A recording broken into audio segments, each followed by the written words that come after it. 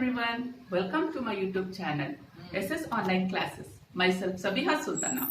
So from today I am going to start the NCERT 8th Standard Social Science. So the very first part of social science is history. History is a systematic study of past. So to acknowledge the history, we have something known as sources. Sources. Sources are the things based on which history is written. Hence, there is no sources, there is no history. Historians are like an advocates.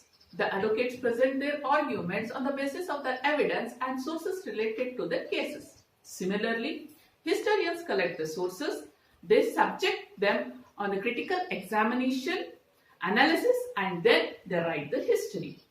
When there are no sources available, they need to make assumption based on the analysis of the various events, different perspectives and folks. Let's get started. Human beings had created many facilities to lead their life since ancient times. If the things used by human beings in the past had remained, then they are called as sources by historians. The agricultural tools left by the earlier people, forts, coins, inscriptions, arms, temples and other religious buildings are considered as sources to write history. Similarly, the written documents and literary work are the main sources of history.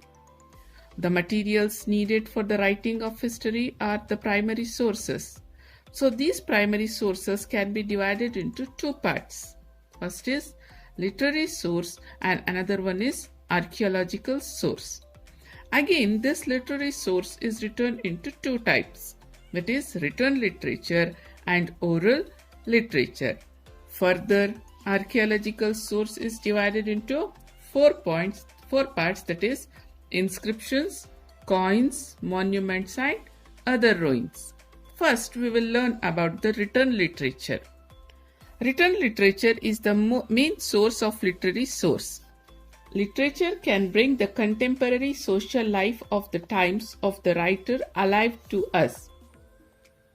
A literary work portrays the then existing aspect of life either directly or indirectly. There are two types of written literary forms. One is native literature and another one is foreign literature. First, we will know about native literature. The literature created by Indians in native language is called as native literature. Literary work in Sanskrit, Prakrit, Kannada, Telugu, Tamil, Hindi, Marathi, Kashmiri, Gujarati and in many other native languages are the sources.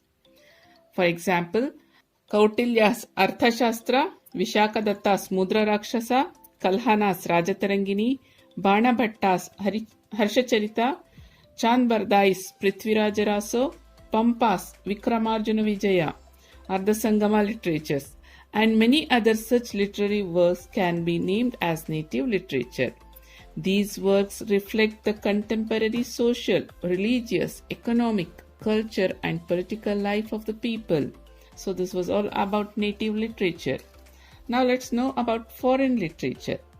The literature created by the foreigners, like many foreigners who visited India as travelers, ambassadors, businessmen, officials and missionaries have recorded their observation and experience in their work.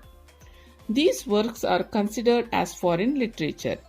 For example, Megasthenes Indica, Fahin's Gokoki, Hunsang's Siyuki, Ptolemy's Geography, Farishta's Tarikh-e-Farishta, Babar's Tuzkh-e-Babri and other are the important sources. Apart from these, there are many other writings that serve as the sources. In these works also, one can get the depiction of then contemporary social, political, economic, cultural and administrative aspects as well. Exaggeration, hyperbole and loyalty to one's master are apparent in native literature. Similarly, in foreign literature, due to lack of local knowledge, many misgivings are recorded. These are the drawbacks of written literary sources. Historians have the challenge of writing history keeping in mind all these limitations.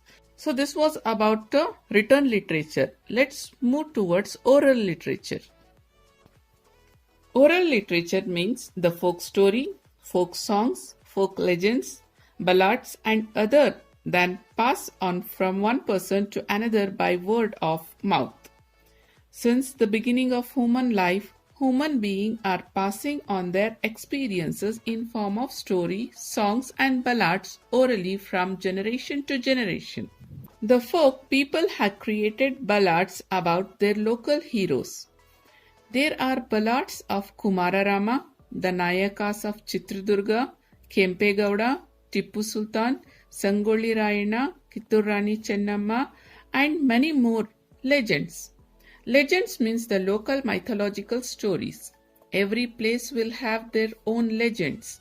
There are legends behind the name and place like Shravanabelagola, Bengaluru, Koppala, Pattadakallu, Gokarna, and Mysuru. Similarly, every village and town have their own legends. So like this we can know about the oral literature. Now let's know about archaeological sources. As mentioned earlier, archaeological sources are divided into 4 types: inscriptions, coins, monuments, and other ruins. Archaeological sources are available not only on the surface of the earth, but also hidden deep in the depth of the earth. The hidden things in the earth are dug out by using scientific methods. This process is called as excavation. Harappan civilization came to light only due to the process of excavation. During excavation, ruins of buildings, inscriptions, coins, terracotta pieces, bangles, seals, bones, metals are found as archaeological sources. These are analyzed by applying various scientific methods to understand the life of people of those times. So, very first we learn about inscriptions. Epigraphy is the study of inscriptions. Inscriptions means engraved writing. Inscriptions are written on stone, rock, metal, ivory, terracotta, and other materials that last longer. Inscriptions are more reliable as these have a direct relationship with then events. Ashoka's inscriptions are the earliest inscription found in India. Most of his inscriptions are in Brahmi script. Their language is Prakrit. Thousands of inscriptions are found in Kannada, Telugu, Tamil, Sanskrit, Prakrit language. Samudragupta's Allahabad pillar inscription, Immadi Pulakeshi's Aihole inscription, Kharavella's Hattigumpa inscription, and other inscriptions portray the military achievements of then rulers. The Uttarmeru inscriptions narrated the rural administration of Chola king. Apart from this, many political, social, cultural, economic, educational, religious aspects are reflected in these inscriptions.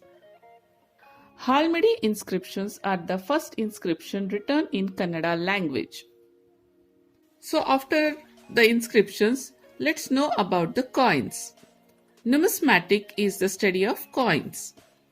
Though the coins are small in shape, they contain many important aspects. They are helpful in understanding the geographical extents of the ruler's kingdom who minted the coins.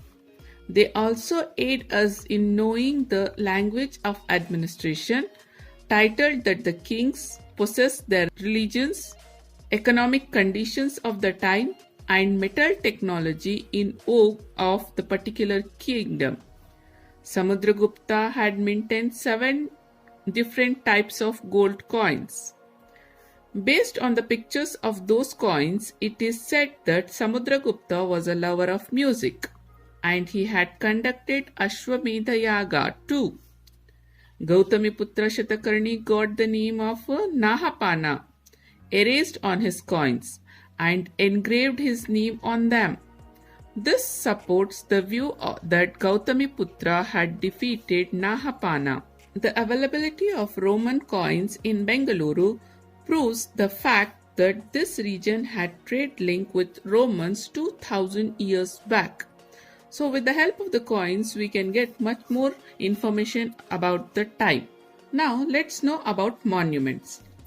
Monuments are the major sources to write history.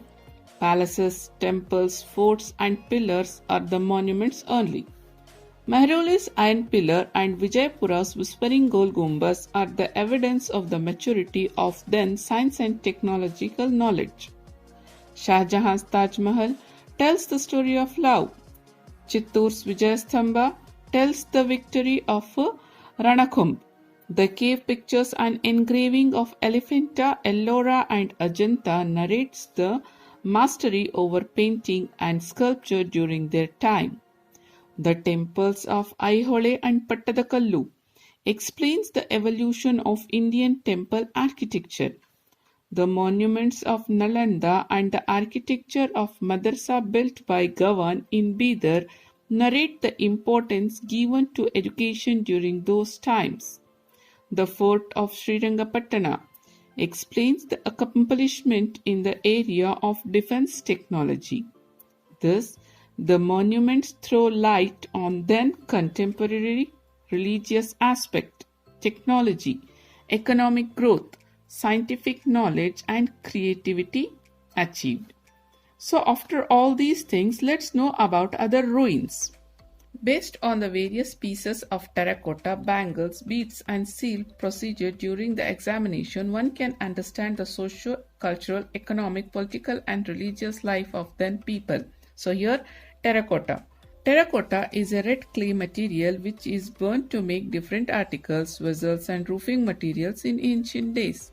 And even today it is used in modern architecture. So not only this, one can also understand the food habits and pattern of business of those times.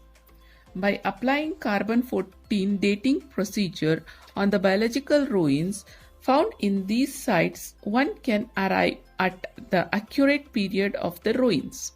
Buddha stupas came to light during excavation at Sannati in Yadgiri district and Rajaghatta of Dodbalapur Taluk.